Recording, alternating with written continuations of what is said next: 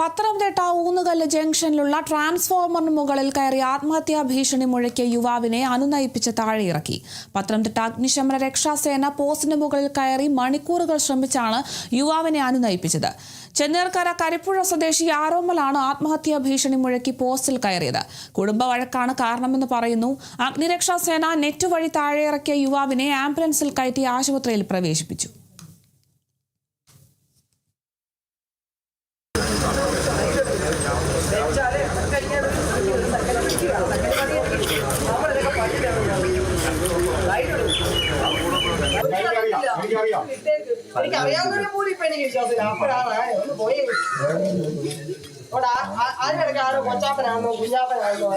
കൊല്ലം അഞ്ചലിൽ കാട്ടുപോത്തിന്റെ ആക്രമണത്തിൽ സ്കൂട്ടർ യാത്രികർക്ക് ഗുരുതര പരിക്ക്. അഞ്ചൽ ആനക്കുളം സ്വദേശികളായ ഷിനു മാത്യു, ഷിബിന എന്നിവർക്കാണ് കാട്ടുപോത്തിന്റെ ആക്രമണത്തിൽ പരിക്കേറ്റത്.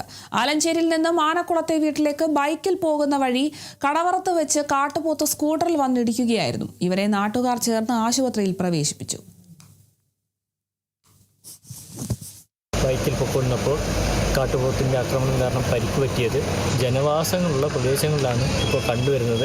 അപ്പോൾ RRT ഗ്രൂപ്പ് അതിനെ തിരിച്ച് ഫോറസ്റ്റിലേക്ക് കയറ്റിവിടാനുള്ള ഉത്തരവാദിത്വം അവർ ചെയ്യുന്നില്ല. അവരെ നമ്മളിവിടെ സെൻറ്റ് ജോസഫ് മിഷൻ ഹോസ്പിറ്റലിൽ അഡ്മിറ്റ് ചെയ്തുകൊണ്ട് ഇവർക്ക് വരുന്ന കാര്യങ്ങളൊക്കെ നടപടി പ്രകാരം എത്രയും പെട്ടെന്ന് ചെയ്തു കൊടുക്കാം എന്ന രീതിയിൽ പഞ്ചായത്തിൻ്റെ ഭാഗത്തുനിന്ന് തീരുമാനിച്ചിട്ടുണ്ട്.